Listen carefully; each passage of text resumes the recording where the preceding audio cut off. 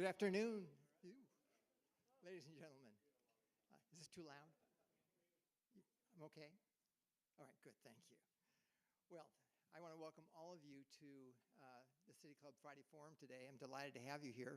You are among the hardiest of Portlanders who can get out in this rainstorm and come down here to see our speakers today.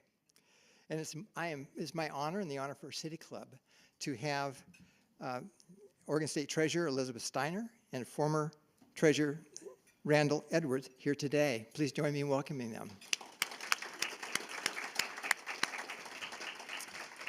Our two guests will discuss diverse responsibilities of the Treasurer's Office and the unique and often misunderstood position of the state government and the immediate challenges facing the Treasurer's Office. Before we begin, would you take a moment to silence your cell phones? I'll do that too. Okay. Thank you. Now just a word about City Club. Our mission in City Club is to inform our members and the community in public matters, leading them to appreciate the responsibilities of citizenship. We accomplish this through producing nonpartisan public forums, debates, and research that informs them about elections and public policy. City Club is committed to providing a space for civic dialogue that encourages respectful discussion and positive change. It is the City Club members who provide the ideas, lead our conversations, conduct the research, and plan the programs that address issues important to our community. Members' dues and donations make it possible for City Club to offer programs like this free to the public. Our next program is a week from today here at the University Place, and it will be presented by City Club's Built Environment Issues Committee. It will explore the pathways to rebuilding Portland, and with moderator Earl Blumenauer, former United States Congressman and now affiliated with Portland State University, panelists Aaron Graham of OMSI, Nolan Lienhardt of ZGF Architects, and D'Artagnan B. Kalman of the 1803 Fund. City Club welcomes all who care about our region to become members. You can learn more about events and membership and research at our website, pdxcityclub.org. If you join today, you can take $40 off your membership dues using this discount code, NEW40. That's capital N, capital E, capital W 40. And you can use the QR code on the back of the card that was left on your chair as well. We appreciate your support for this important work. For developing today's program, we offer special thanks to Kayla Kennett, City Club's Communications Director, and to Carol Samuels and Sam Metz of City Club Program Committee for attending to all the details that are required to put on a program like this. Finally, let's take a moment to thank our season sponsors that help pay for this venue and for the video production services. That's AARP Oregon, Chevron, Fight Against Sex Trafficking, and the Don Sterling Fund from the Oregon Community Foundation. We thank each of these organizations, and let's give them appropriate thanks. Now to today's program. The Oregon State Treasurer plays many important roles on behalf of Oregonians. Treasurer Steiner is the state's financial leader, the custodian of public funds, and oversees the agency that invests Oregon's $140 billion in assets. She's responsible for managing diverse areas of the state's finances, including operating the state's investing, banking, and debt programs, investing state funds, including the public employee retirement funds, and the local government investment pool for Oregon and tribal governments, selling state bonds to finance state and community projects like roads, universities, and schools, and for nonprofit projects like hospitals, and for helping Oregonians and Oregon's small businesses save for retirement through the Oregon Saves program, Save for Higher Education through MBank accounts, and Save for Disability expenses through the Oregon ABLE Savings Plan. And finally, promoting sustainable business practices. The treasurer also sits on the state land board along with the governor and the Secretary of State. The State Land Board manages land granted to the state from historical grants to fund public education. Today, it oversees 1.5 million acres of rangeland, forest, and submerged lands. Elizabeth Steiner is the first woman and first physician to hold the office of State Treasurer. Why did we wait so long? Great question. Prior to being elected treasurer, Treasurer Steiner served in the State Senate for 13 years and is co-chair of the Joint Committee on Ways and Means for 6 years. Her legislative work focused on public health, including raising the legal age for tobacco products to 21, and creating the nation's first home visiting program for families with new babies. She's an adjunct professor of family medicine at Oregon Health Science University and a past president of the Oregon Academy of Family Physicians. Leading our discussion today is former State Treasurer Randall Edwards. Mr. Edwards was elected as treasurer in 2001, serving 2 terms. As treasurer, he created the Oregon College Savings Plan and launched Oregon's first study of the financial risks of climate change on state investments. He previously served 2 terms in the Oregon legislature, with time on the Revenue, Judiciary, Rules Committees, and the Ways and Means and Education Subcommittee. Today, Mr. Edwards serves as a business consultant on renewable energy development, including assisting with what will be the largest solar farm ever built in the state. His wife, Julia Bryn Edwards, is a Multnomah County Commissioner, and I think she's joining us today. She's joined us. Thank you for being here. After the discussion, we'll take questions from the audience, while all attendees were encouraged to submit questions during the registration. Asking questions live here today is a privilege of City Club membership. So please consider joining City Club if you'd like to have this privilege as well. We'll begin with a brief presentation by Treasurer Steiner, and then move to our moderated discussion. So now, Treasurer Steiner, the floor is yours. Thank you so much. This is live? Okay, great. Thank you. Thank you so much, John. I really appreciate it, and it's a real pleasure to be here with you again. The last time I was here was in April of 2024, when I was here in a debate with my primary opponent, Jeff Goodman, and so it's a real pleasure to be back, having prevailed in that election and in the general election just over a year ago. And in part, the reason I prevailed is thanks to this gentleman sitting next to me, who was intensely helpful during my campaign. So I'm going to publicly, once again, thank Randall Edwards for all your help and advice as I was running for this seat and since I took office. I don't usually speak from notes. Most of you know that about me, but there's been so much going on that my team said, you're going to forget something, and which is true. So I do have some notes. Let me talk briefly about, you may remember from last year, about why in the world I chose to leave full-time medicine and first go into the legislature and then move into this new role as treasurer. Fundamentally, as a family physician in active practice, maybe I see 20 patients in a day and affect their health. And if I'm in the office 4 days a week, that's 80 people. And over the course of the year, it's under 2,000, right? And the reality is that by doing things like raising the legal age for tobacco and e-cigarettes to 21, that will prevent more illness and save more lives than I could in 4 full-time careers as a family physician, right?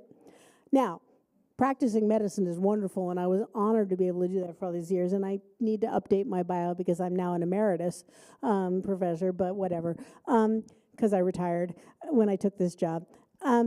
But fundamentally, as treasurer, one of the things that the treasurer is really charged with doing in a whole bunch of different ways is helping Oregonians build financial security.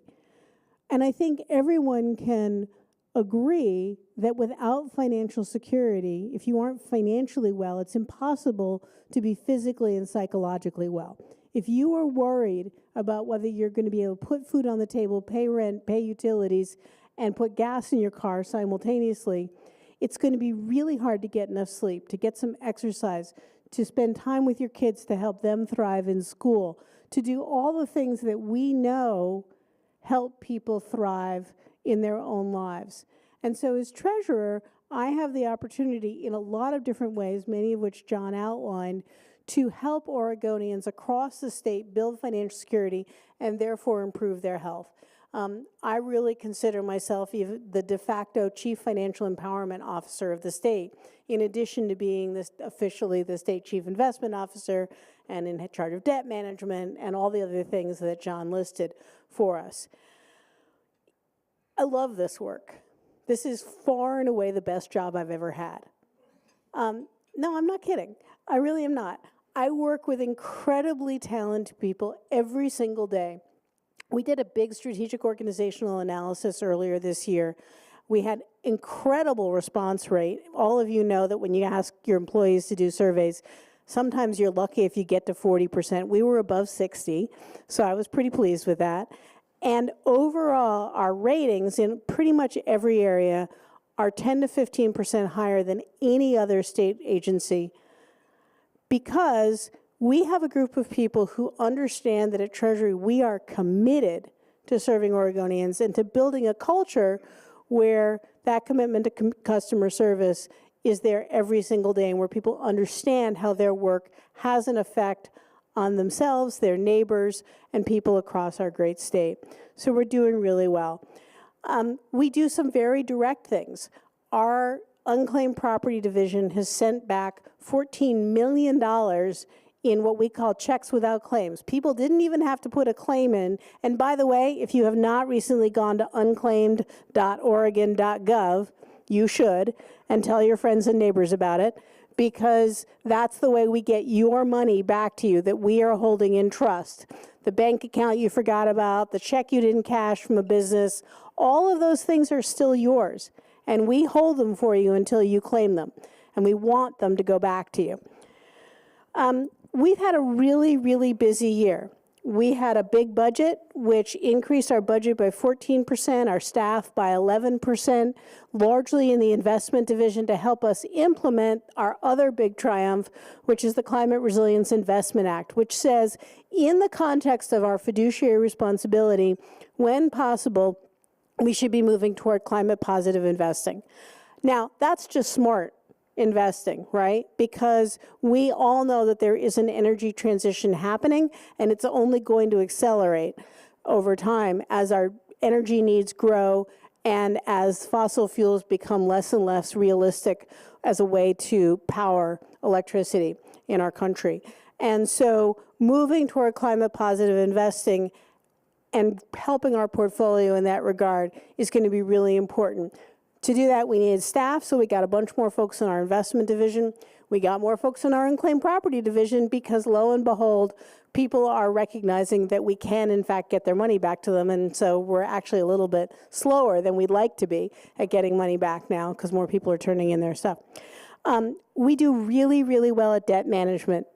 This year, in April, in the course of 1 week, we issued $2 billion in general obligation and lottery bonds, and we did so successfully and at such a discount because our bonds are so well received that we saved $100 million in debt service over the life of the bonds. That's not nothing, right? That's money that can go toward schools or healthcare or public safety or any number of other things that we need general fund for. So that's pretty exciting. And we're moving forward. John mentioned our 529 accounts are now called Embark accounts because we want people to understand that they are there to help people embark on a lifetime of learning opportunities. And then it's not just for college, but for almost any kind of post-high school education. Because being a diesel mechanic is a great job. You can't offshore diesel mechanics, right? But it costs money to go to school to be a diesel mechanic, to buy the tools you need to cover your living expenses. 529 accounts or Embark accounts can be used for those things as well. So those are some of the things we've been working on this year. We passed the nation's landmark bill, legislation to manage cryptocurrency as part of unclaimed property, and it's really being held up as a model nationwide, so we're in the process of implementing that. But I'm going to stop rambling. Randall's going to ask some questions, and then I'm going to do my best to answer them, and then you can ask questions. Fantastic. Thank you for that compliment to me. And it's just an honor to be up here with my friend Elizabeth Steiner. I guess call you Treasurer Steiner. Sorry about that. And I also appreciate the opportunity to come before you. It's been years since I've been here in front of you. I've been in the audience, but not up on the stage. So, and that was probably as a candidate almost 20 plus years ago. But I also want to thank Sam Metz, the timekeeper, and Carol Samuels, who enthusiastically put this forum together to ensure that we were going to be lively and informative. And I think we've obviously got started on the right foot. But with that, I want to ask you my first question, which has to do with comic superpowers. Excuse me? Yeah, comic superpowers. Comic superpowers. Yes. All right, I didn't realize this one was coming, but whatever. You didn't get staffed. Uh-oh. So I sometimes... Do not say that. I have No, great no, staff. I'm joking that. I just want to say, I think sometimes the treasurer's job is to basically have a superpower, hero superpower, and that is to be invisible, quietly guarding the billions of dollars you were talking about until something goes wrong. So I want to ask you, what is your superpower, and how has it served you as treasurer? Oh, that's a good question. My superpower is that I'm a connector. And Perfect. what that means is I am really, really good at getting to know lots of people and figuring out what they're really good at and figuring out how you put together teams that leverage everybody's strengths to create a synergy that does something even better on behalf of the people that we serve.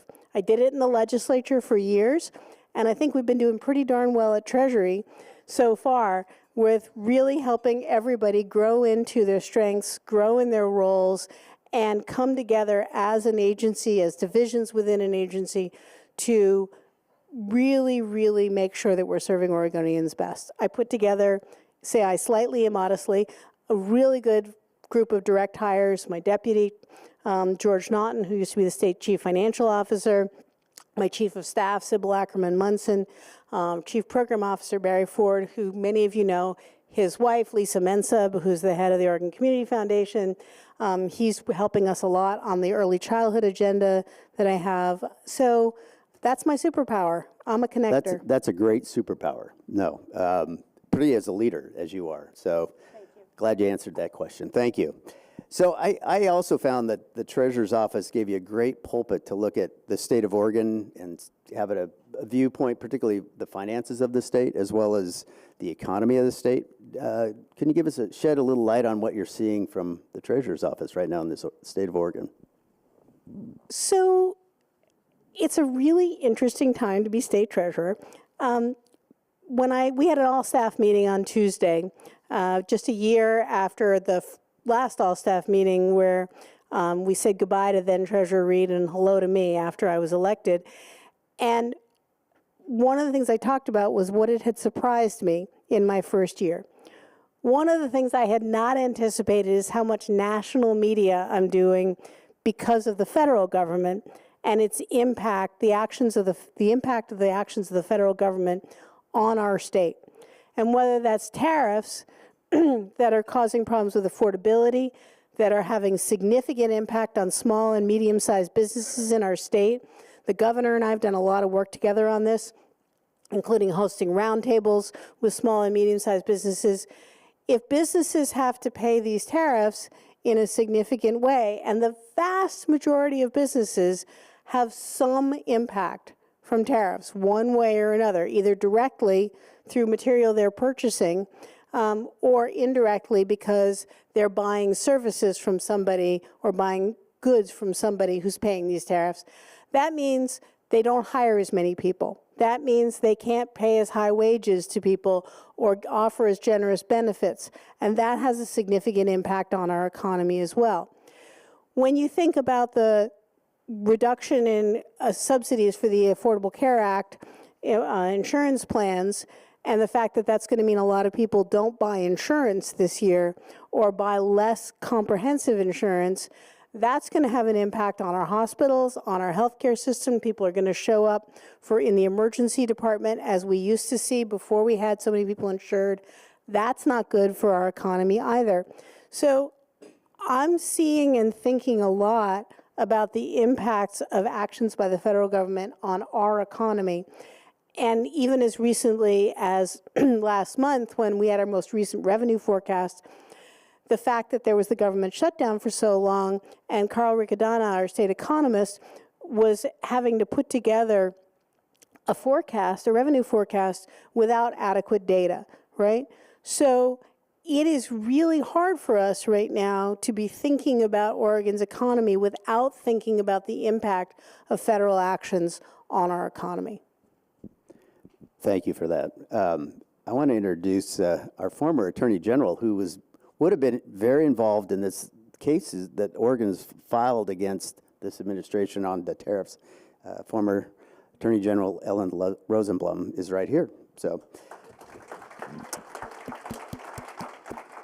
you could be in the trenches fighting, but you're here with us. Appreciate it. Great to be here. Thank you. Thank you. Well, former Attorney General Rosenblum was the first woman to fill that role, so I'm following in her. There we go. As the first woman back here. So you talked about the Climate Resilience Investment Act, and it's getting a lot of national attention, which I think is fantastic for this state, but also for your position as treasurer and the state of Oregon. Can you just kind of describe how it's structured so that you can assure people that this is a good long-term investment and not something that will affect the returns of the portfolio? Yeah, that's a great question. I'm really glad you asked it. When I was in the legislature, and I bet you can attest to this, some of the best bills were the shortest bills, right? If you have to have a really long bill to explain what you're doing, there's probably a problem, right? Unless you're affecting a whole bunch of areas of statute, which I will freely claim that the Tobacco 21 bill did. So it was a very long bill, but the core of it was only a couple pages. The Climate Resilience Investment Act was 2 pages. And it says 3 things. The first is we, Treasury, always have to prioritize meeting our fiduciary responsibility to grow the pension fund. That's it. That always comes first. The second is, in the context of meeting our fiduciary responsibility, if we can push toward climate positive investments, we should. And the third is, we should report to the legislature every 2 years to tell them how we're doing with all this. It's a really simple bill. Some people have said, oh, it's a divest from fossil fuels bill. No, it's not. We are not divesting from fossil fuels. We are doing an evaluation that has showed that the percentage of our investments that are in fossil fuels or fossil fuel related real assets like pipelines or whatever is creeping down and has been creeping down for a while. Why? Because they're not profitable investments. Not through any particular ideology, but because we are meeting our fiduciary responsibility, and that's always going to come first. And, as I mentioned earlier, there is a clean energy transition happening. And if we don't pay attention to that and focus on it and take advantage of opportunities that we're seeing, especially right now, given the disinvestment at the federal level in clean energy, there is enormous opportunity for private investment in clean energy. That's an opportunity, right? When the federal government's pouring boat tons of money into clean energy and into alternative energy, then it's expensive and it doesn't make sense for us to buy into it. Right now, there's just not as much money flowing into it, so we can get opportunities. That's smart investing, right? And we need to be transparent about it. So in January, we'll be issuing the last of what we call the net zero reports based on the net zero report that Treasurer Reed put out in 2024. And it also includes information about the Climate Resilience Investment Act. And then in January of 27, we'll put out our first report for the Climate Resilience Investment Act, and then every 2 years after that. But fundamentally, this is a smart investment and transparency bill. There you go. Thank you. Yeah, it just warms my heart because literally 20 years ago, when I had the first OIC workshop on climate change and its effect on the potential effect on the portfolio, I mean, it was seen as, you're playing politics with the money. We shouldn't be concerned about that. We can only be looking at the dollars and cents. And yet now, 20 years later, you have a formal structure and outside help to really make these investments that will long-term benefit the portfolio and the state of Oregon and our citizens. So congratulations on that. That's fantastic. Well, I just want to say one thing about that really quickly, if I could. This was, as everything is that's good, it was a huge team effort, right? You can congratulate me, but really, congratulations go to my chief of staff, Sybil Ackerman-Munson, who shepherded the whole thing, to our government affairs team, Jessica Howell and Nick Haskins, who's sitting right over there, and who many of you may have seen because he was my campaign manager too, but now is with us at Treasury. And to the 6 major public employee unions who came together with us and helped craft the bill, to our chief investment officer and our chief stewardship, Rex Kim and Philip Laru, who really engaged with us on this. It was a huge team effort. And so I want people to understand that we had all 6 major public employee unions testifying in support of this bill, which any of you who know anything about how this world works knows is pretty unusual. And it's because we engaged so closely with them and really got their input. So I want to be really clear. Thank you for the congratulations, but it really should be congratulations for my team. Thank you. Thank you for that. Yeah. We're only as good as our staff. That is so true. So you come to this office with an incredibly deep background, particularly in state budgeting, as a former co-chair of Ways and Means, the Budget Writing Committee, which I think everybody here knows about. And PERS has been portrayed as one of the outdated systems, underfunded, and a liability to the taxpayers. Yes, So I'm curious, what do you say to people who look at PERS that way? Well,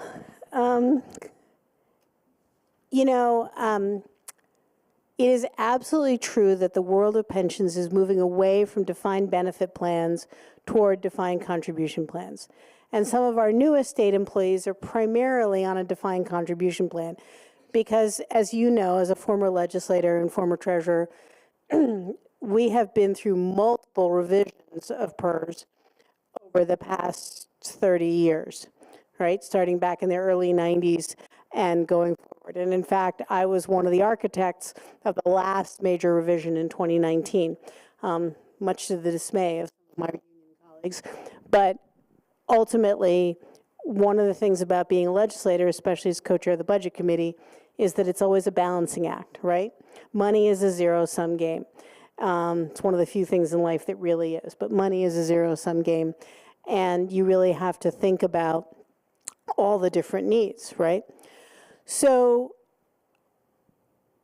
I would argue that the way PERS was initially structured was problematic. And some of the promises that were made were ones that were difficult, if not impossible, to keep. And they were made. They were promises that were made. And the Oregon Supreme Court has quite rightly said, when you make a promise, it's a contractual thing. You can't go breaking it just because it's inconvenient, right? So we are where we are. But that being said, PERS was more than 100% funded before the global financial crisis in 2008, right? So we already had the structure that we had then, and the pension fund went sideways, as did almost every major institutional fund in the world, right? And certainly in the United States. You can argue, and I was not in the legislature even then, so you can argue that people should have known better, the investment should have been done differently or whatever, but I don't think that that's great for 2020 hindsight. But the reality is our pension system was more than 100% funded before the great financial crisis, the global financial crisis. So, yeah. I was treasurer at that time. I was careful. I was very careful. When it was 100% funded. I know. However, I left claim that. as the Great Recession hit, and yeah, everything got hit hard. And actually, I'll just to what you're saying and add a little to that. There have been significant changes to the pension system. And in fact, when I first ran for state treasurer, I was approached about how the PERS board was crediting something like 19 to 20% per account, and the fund was, we had a good year that year, but the person was like on the Eugene City Council and was just livid about there's no way you could sustain that. So to your point, there were a lot of promises made years ago, but there's been a lot of structural changes that I think are going to make it tolerable. It's still a challenge, and I'm going to ask you later about a question about private equity, but I think that's a really important point that there's been changes, and we rely on a marketplace that you can't control what happens, and that I left office when the Great Recession hit, and it was one of the worst financial crises in the country since the Great Depression. So there was alluded to earlier in the introduction about the Office of State Treasurer, and that is that you are a rancher in Eastern Oregon. You are also the landlord of hundreds of miles of submersible coastland in the state of Oregon, and you have this secret power that you can determine a river to be navigable. Can you kind of explain and let everybody in on this little secret that you have? So what they don't tell you when you're running for treasurer, that you're going to be on 11 boards and commissions. A significant percent. We just did a look back at my time in my first year, and the amount of time I spend in board and commission meetings or prepping for board and commission meetings is inordinately high. But one of them, the one that's constitutional, is the land board. And it's only the state, 3 constitutional officers, as John said, the governor, the secretary of state, and me, the treasurer, who are on the land board. And it is our responsibility to manage state lands for, and I'm not going to get this quote exactly right, but the maximum long-term benefit of Oregonians. Now that is a really squishy phrase if you think about it, because the revenues from state lands go into the Common School Fund. Revenues off of the Common School Fund go toward the state school fund. I think we can all agree that funding K-12 education well is in the long-term best interests of the state, of Oregonians, right? Making sure that our children are well educated is critically important. Well, that's great, except that the way we make money, at least up till now, off of state lands has been timber leases, rangeland grazing leases, right? And analogous natural resource extraction funding, right? Mining, in some cases. Those are all important, and I think we can and will continue to do that. In fact, I heard at Land Board this week on Wednesday that we're just in the process of finalizing our first timber lease out of the Elliott State Forest in well over a decade, probably closer to 20 years. And that's exactly what was planned when we sold the Elliott, or more accurately bought the Elliott and put the money into the Common School Fund, that the part of it was still always going to be eligible for timber leases. So that will always keep happening. But there's also recreational use of state lands, which are to the benefit of Oregonians. There's habitat protection for fish and other wildlife, which benefit our fishermen on the coast and in other parts of the state. That's for the benefit of Oregonians. So defining the maximum benefit for Oregonians is a really tricky balancing act at times. Now, the good news is we have some interesting new ways to raise revenue from our state lands. There's a lot of talk about carbon sequestration and using timber stands for carbon offset, right? That's really important. There's some really interesting work done on what's called geologic carbon sequestration, and I am not going to try to quote you the science on this, but fundamentally, you inject carbon in a solution carbon dioxide in a solution deep into the earth, like 2.5 miles down, and it mineralizes in deep granite and is sequestered there forever, right? And Oregon, it turns out, has enormous amounts of the right kind of granite deep underground to do this geologic carbon sequestration. So we're really interested in that at Land Board because that's going to be a great way to raise money without harming our environment or taking away from the other uses, but still raising money for the Common School Fund. Did I answer your question? Well, you didn't talk about the godlike power of navigability. Oh, no, I didn't talk about the godlike power of navigability because that's a secret. Okay. No. There could be a follow-up question to that. There could. Actually, the really interesting question about navigability is abandoned and derelict vessels, which are a huge problem from a pollution perspective, and boat owners and ship owners who just abandon vessels that are not useful anymore. They cannot be used for navigation of these navigable bodies of water. And that's a huge problem that we have to deal with in the Department of State Lands and with Land Board. So that was the one thing I didn't get it done when I was state treasurer, was to deem all the rivers of Oregon navigable, because there was a lot of people who really wanted to have access, just like our beaches, and that didn't happen. Governor Kitzhaber told me good luck with that effort when I first started, so it's still there for you for the taking. I am but one of 3 people on Land Board. And we have a new director of the Department of State Lands, so we're going to have to see how that conversation goes over the next step. But I think that we will run into many of the same problems that you and your colleagues ran into. No doubt.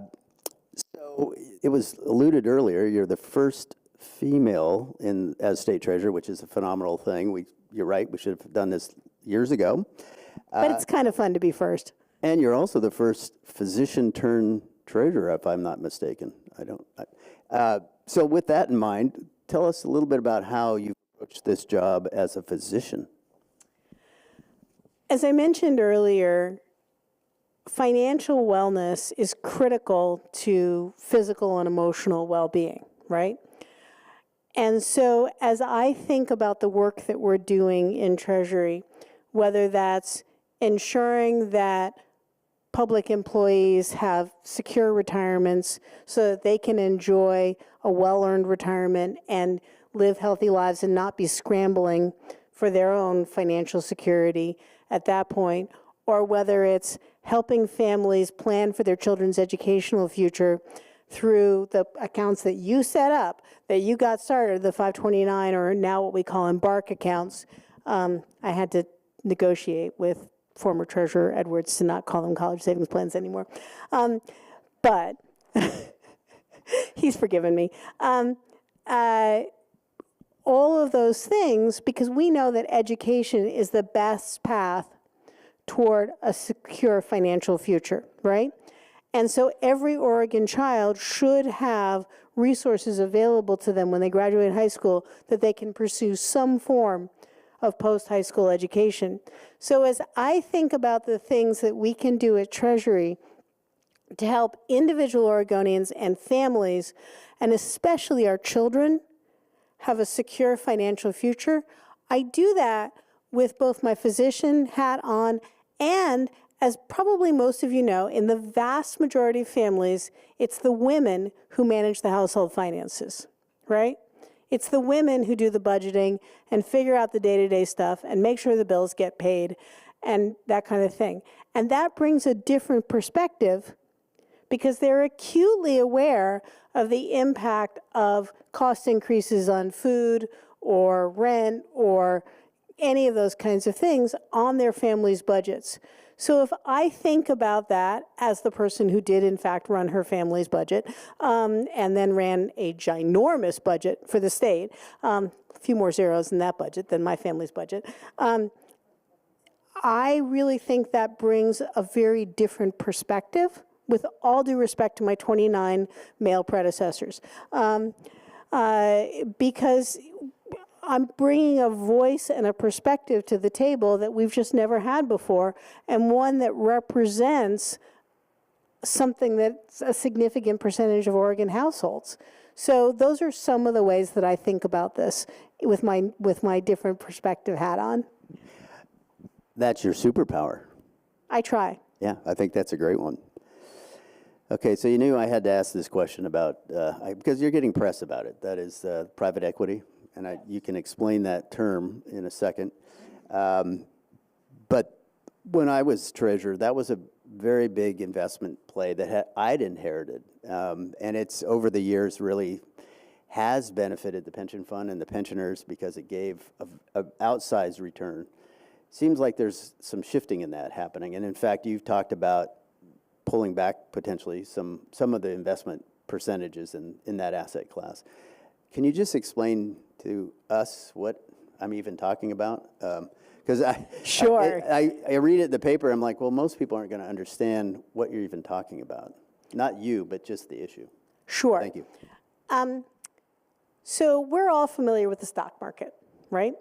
Those are publicly traded companies, which means anybody can buy a share in Apple or NVIDIA or any number of 30,000 plus publicly traded companies in the United States, right? That are traded on the NASDAQ or the New York Stock Exchange. Public equity is really important as part of an investment portfolio, right? When you have $140 billion, $141 billion of assets under management, of $100 billion of which is our pension fund, you cannot, in any sense of fiduciary responsibility, do what many individuals do, which is have a roughly 70-30 split between public equity and what's called fixed income bonds, treasury bills, municipal bonds that the state of Oregon issues, things like that, right? Things that where there's a guaranteed rate of return. May not be as high rate of return as what you might ultimately get from investing in the stock market, but it's also much less risky, right? And the 70-30 split is kind of a standard rubric that's been used for generations. That's all well and good if you're talking about somebody who has $1 million. But if you're talking about $100 billion with a B, and if you're talking about something that's not just investing for a retirement and a lifespan that's maybe 20, 30, 40 years long, but you're investing in a perpetual fund with a 30-year time horizon that continually renews. Our time horizon for the pension fund today is 30 years. This time next year, it'll be 30 years from that, right? So you have to have a much more diversified portfolio than a 70-30 split. Because if you depend heavily in one area of the asset classes, you're going to run into trouble. So we have a very diversified portfolio for the pension fund and really for most of our other funds that we manage, including private assets. Private assets come in a whole bunch of different flavors, but the one that you're mentioning is called private equity. Over 80% of companies in the United States today are privately held. They are not traded publicly. You cannot, as an individual, go and buy a share in them on the stock exchange. If you limit yourself to only buying shares in publicly traded companies, you're missing out on diversification that is critically important for the well-being of the portfolio. So the way we do that is we work with managers who put together pooled funds from us and other major investors, and then they go out and buy shares or all of companies that are privately held. And they try to manage them in ways where they make a profit, and then we get some of that profit back proportionally. I am oversimplifying, but it's close enough. You'll correct me when I'm wrong.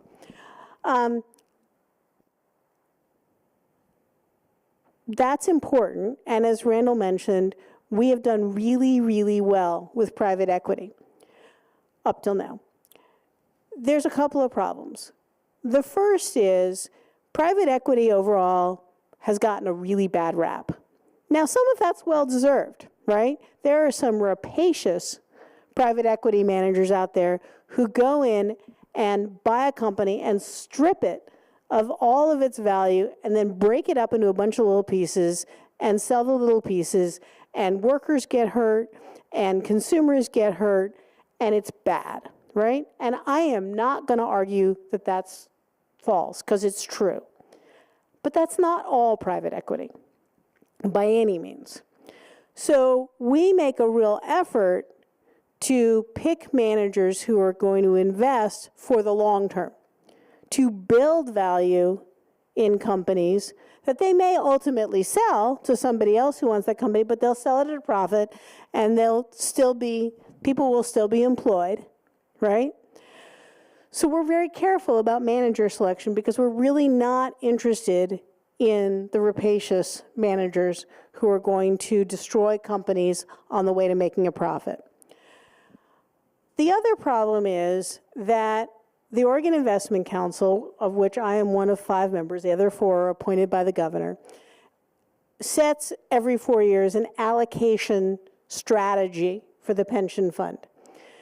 And that says we're going to target X% to public equity and Y% to private equity, but there are ranges.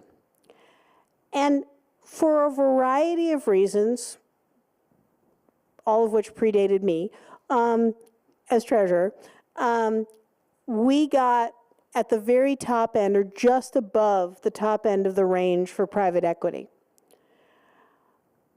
And that's probably not so good because those allocation structures, those ranges and targets are there for a reason so that we keep a balanced portfolio with diversified risk. So we have, even prior to my time, started to pare back on private equity. And we do that not by not investing at all, but by investing less and doing some sales in the secondary market, doing things like that. But we're doing well with it still.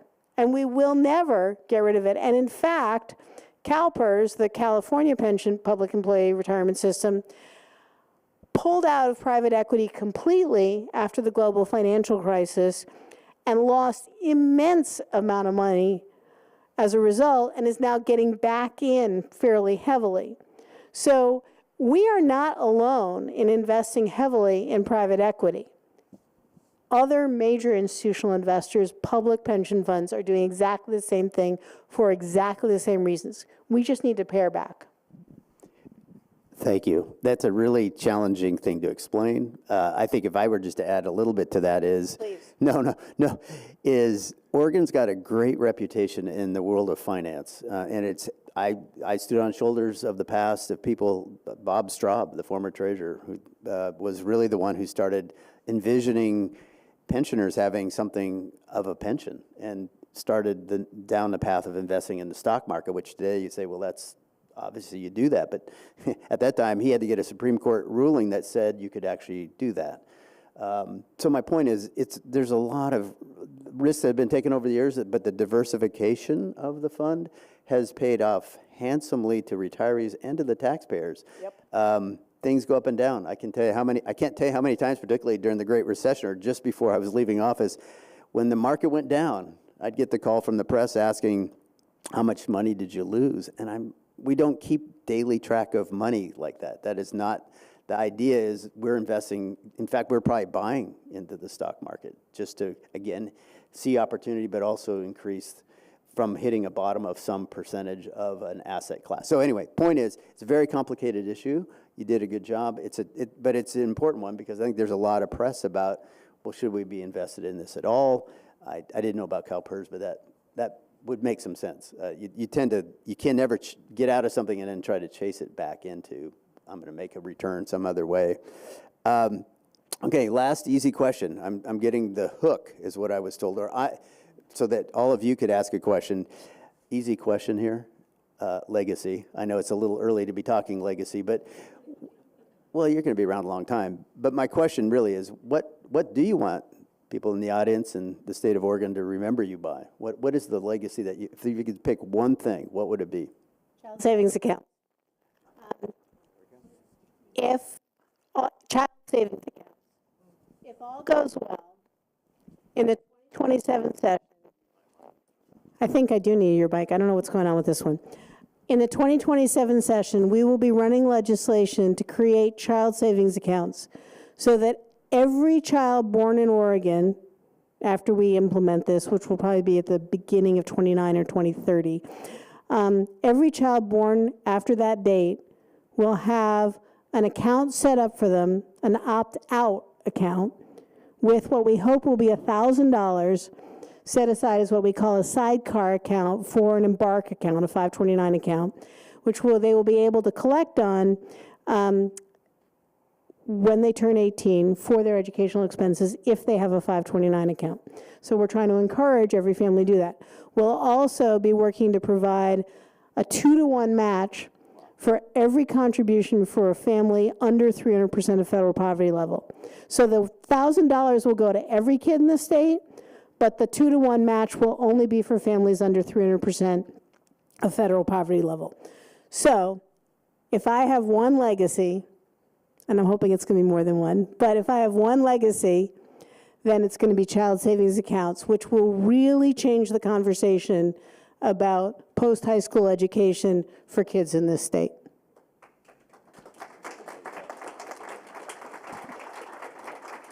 I just want to thank you for shedding light on your first year in office. You're doing a great job. We've learned a lot about the job of state treasurer.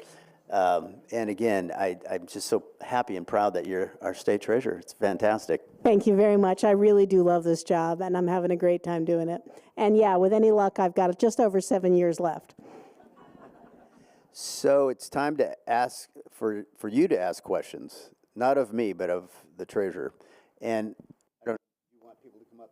Well, there goes my mic. People to come up to see you. Over here. Please line up here, announce your name, that you're a City Club member, and keep your questions brief. City Club member. Can you guys hear this? No, you got to hold the mic really close. No, that one's Still not not working. There you go. No. Now it there. is. Win Wakala, City Club member. Thank you for doing the. I don't know what's going on with your mic, but I'll come and talk to you Why in don't person. you just stay? Okay, thank you for doing the legislation on making it that you have to be at least 21 to smoke, and because they're not mature enough. I look at girls. sorry, I'm going to interrupt you for a second. That was something I did as a legislator. I appreciate the support, but I really would like to focus questions today on my work as treasurer. Well, I have Okay. for you for a project, because girls under 21 can be strippers, but they're not mature enough. Can you work with the legislature No, to pass legislation? no. I'm focused on being on treasurer. Use the embark fund to give When I can't, no. to get them out of the strip club. I understand your concern. No, that one doesn't work. Yell, Robin. That one doesn't work either. The only one that's working is the one that I'm holding. So, Robin Beasy, City Club member. We've been hearing a lot in the news about well-known Oregon companies going bankrupt and owing tons of tax money, i.e. Rogue Brewery. The other thing I learned about a woman who owned a business in Southeast Portland that hadn't paid taxes in like 13 years. So how is this possible when I'm paying taxes every year that people aren't? Yeah, I wish I could give you, it's a great question. I wish I could give you a great answer. Taxes are handled through the Department of Revenue as opposed to through Treasury. We get that money transferred over to us and we bank it for them and put it in the short-term fund so that it earns money for the state. But we don't actually collect the taxes and we don't enforce tax collection. So I could speculate, Robin, but I don't speculate if I don't know the actual answer. Okay. I'm not doing so well on these things so far because none of this stuff is my job. We're going to trade the mic. We're going to trade mics, and I'm just going to yell. You're going to shuttle? Okay. Thanks. Thank you for being here. I think it's just you, Sam. Sam, what is going on? Because it works fine when I'm holding it. I'm a huge fan of public banks, and Chris Henry, who ran for treasurer, said we lose $1 billion every year giving money to Wall Street, who then charge exorbitant funds, and then again when we borrow money from them. So I would love to hear you talk gloriously about public banks. So I'm not really sure about all those statistics, and I'm not really sure how we lose all this money, but I'd love to see more, so feel free to email me. But in terms of a public bank, I have been a strong supporter of having a statutory task force to evaluate the question of a state bank, a public bank, because although there's been a lot of conversation about it, we don't have really good information about exactly what problem we're trying to solve and whether a state bank is the best way to solve it. And the only way we're going to get that information is to have a public task force. And the point about task forces is that they are statutory as opposed to work groups. I know this sounds like inside baseball, but it's really an important distinction. Task forces are passed by the legislature and have a very specific charge, a very specific timeline, qualify for public meetings law. And so I think it's really important, and I supported a bill in 2023 to do this. We got it through the legislature. As co-chair, I helped provide the funding for it, and then the governor chose to veto it for reasons I still don't quite understand. Treasury worked very closely with proponents of the task force bill in the 2025 session to try to move it forward. It would actually have been housed, the task force would have been housed at Treasury because we thought it was really important, and the proponents thought it was important for us to have this. So I very much support a task force so that we can really understand what the problems are we're trying to solve and what the best possible solutions for them.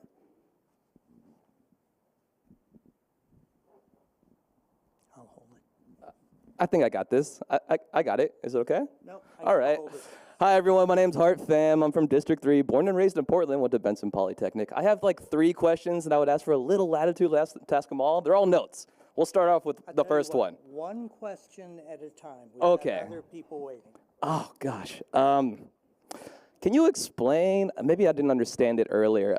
You said that when government doesn't subsidize a green energy project, it actually makes it like more profitable in a way. And like, I just bring that up because like recently the Trump administration cut like $16 billion for green energy projects across 16 states, including Oregon. And from what you said and my understanding of it, like that might be a good thing? Well, it's okay. So there's 2 ways of looking at it. There are multiple ways of looking at it, but Sam, can I let Hart listen to my answer? Thanks. The point that I'm making is if the federal government is pouring a lot of money into anything, then there is less need for private money to go into that thing because it's being funded, right? So there's no profit for us to invest in those things because they don't need our money. But if the government isn't pouring money into those things, then they need our money to do that work, and then we help them to do it by making the investment, and then we get a profit back as a pension fund. So that's the fundamental difference. There's other totally different reasons why it's a highly problematic thing that the federal government is disinvesting in clean energy, but solely from as a fiduciary of a pension fund, it's not so bad. Thank you so much. I'm going to get back in line. Great. Good job. I get to hold it. Hello, I'm Henry Kaiser, and I'm co-chair of the Health and Safety Committee of the City Club. Is there any way at all which this big issue of the homeless, does that affect or come under anything you do from the power of the Treasury? No. Completely separate? Okay. No. Simple as that. Nope, it's all right. Simple answer. Yep. Shoshana Baird, City Club member. My question may also be a one-word answer kind of question, and it's narrow. When you were talking about the scope of the type of investments that you can make on behalf of Oregon funds, you indicated that the top priority is fiduciary responsibility. To what extent can you and do you evaluate the impact of those investments on Oregonians in evaluating investment options? So I'm thinking, like, if there was Oregon Water Utilities or Oregon other things, this came to mind because the Puget Sound Energy is owned by a bunch of pension funds in Canada, and the question has always come up, why are they owned by Canadian pension funds and not United States pension funds? Do you evaluate the impact of the investment on the community when you're making the investment decisions? That's a really good question, and the answer is sort of. Which is to say, it is not, it is one of many factors that we think about. I think, I don't know if this is part of what you were saying, but one of the questions, I was in Lincoln City, as I think I mentioned on Wednesday night, did a town hall with Representative Gomberg out there, and one of the questions that we got, and I'm going to play off of your question a little bit, is, well, why aren't we investing according to Oregon values?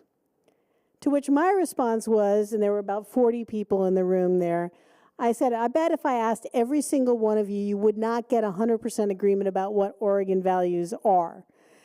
And certainly if you look across the state, you're going to get a wide range, and we have beneficiaries across the state. You're going to get a wide range of perspectives on what Oregon values really are, right?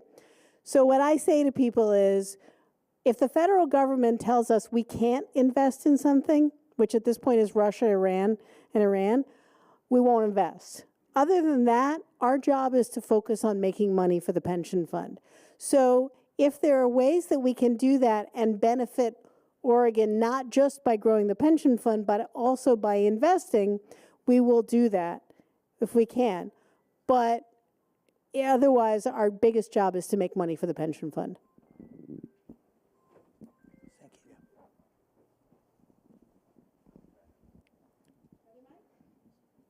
Okay, thank you.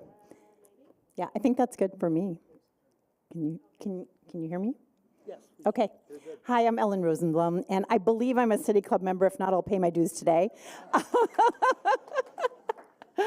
Madam Treasurer, it was always a pleasure and honor to work with you, to partner with you on legislation. When you were a legislator, you were a great supporter of some of the bills that I cared deeply about that related to financial literacy and also relatedly to student debt.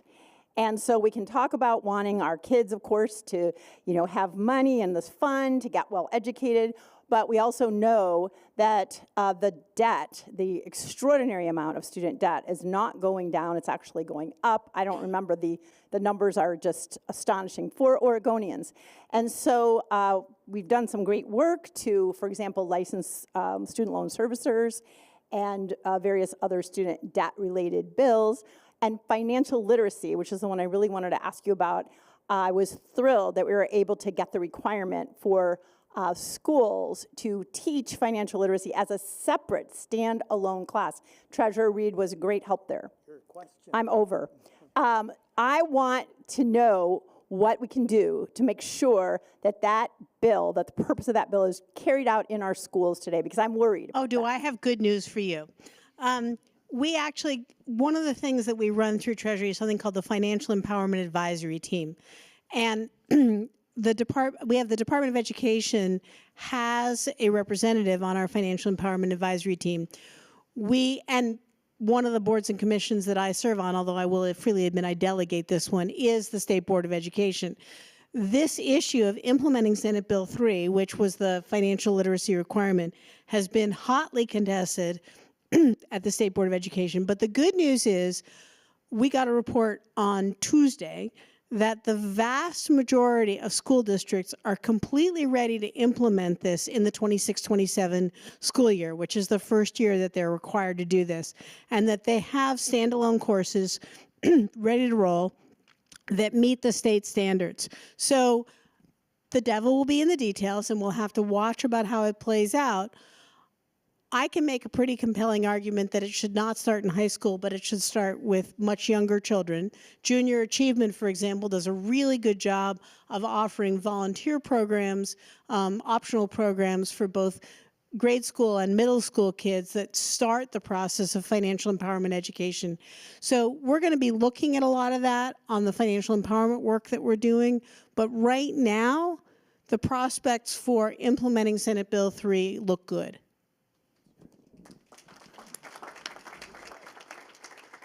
Thank you, and this has been incredibly informative. I'm actually not a City Club member. I didn't mention that last time. I'll join probably. It's a really good club. I wanted to ask a school question, but about that largest solar farm that's going on in Oregon, where is that located, and does solar make sense for Oregon, considering like we don't get much sunlight, humidity, and altitude? And you mentioned earlier about balancing Oregon values with like fiduciary responsibility. You know, green energy is really good, but like the inputs for it can kind of come from desolate, torturous places. And is that being factored into the equation of like balancing Oregon values with investment in green energy?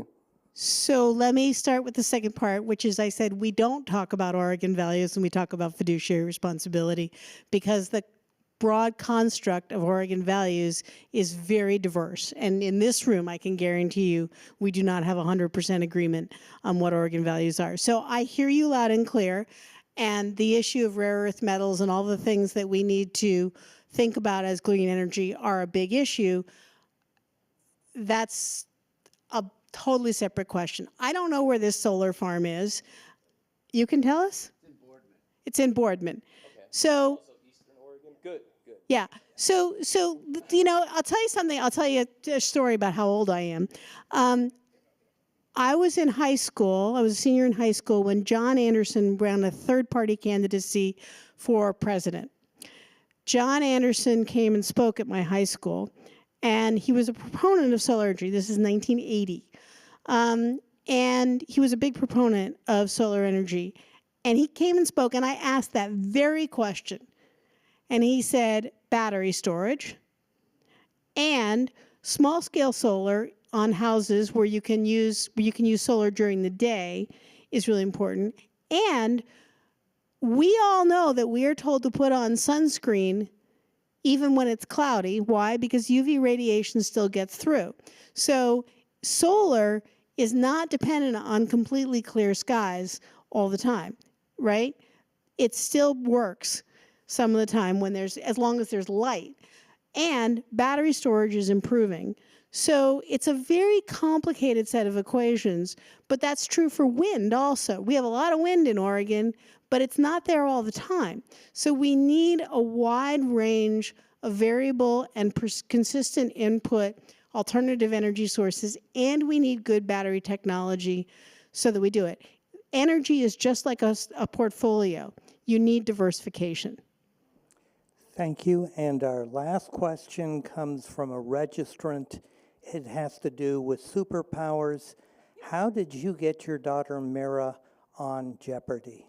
Oh, I take no credit for getting my daughter on Jeopardy except for teaching her to read at a very early age. This child started to read before she was 3. She is, by the way, soon to be the mother of my first grandchild, so I'm super excited. For all the grandparents in the audience. Yeah, and my poor staff know that I've been just like screaming about this for weeks now. Anyway, my daughter is omnivorous in her reading habits and her interests. And Jeopardy, turns out you apply through this online process, and I'm not going to bore you with the whole thing, but she did the whole process and then got selected out of a big candidate pool. She was on for the first time in early 2023, won a couple of games, then she was on in a wildcard tournament in early 2024, and won her quarterfinal and semifinal, and then much to her pleasure did not win her final because she did not want to be on the Tournament of Champions. But she had a really good time. It was super fun. You can look her up. She was Mira Hayward at the time. She's Mira Iwasaki now. This is the United States, people. I have a blonde-haired, blue-eyed Jewish daughter whose last name is Iwasaki. Right? I love it. So anyway, thanks for the question. Thank you for that. It was interesting. So, And this concludes our program. Excuse me. And I think this is working. I don't know. Can you hear me? Okay. This concludes our program. I want to give a special thanks to Treasurer Steiner and Mr. Edwards for helping us understand this. Thank you so much. And let's also thank our season sponsors one more time, the AARP Oregon, Chevron, Fight Against Sex Trafficking, and the Don Sterling Fund at the Oregon Community Foundation for their support as well.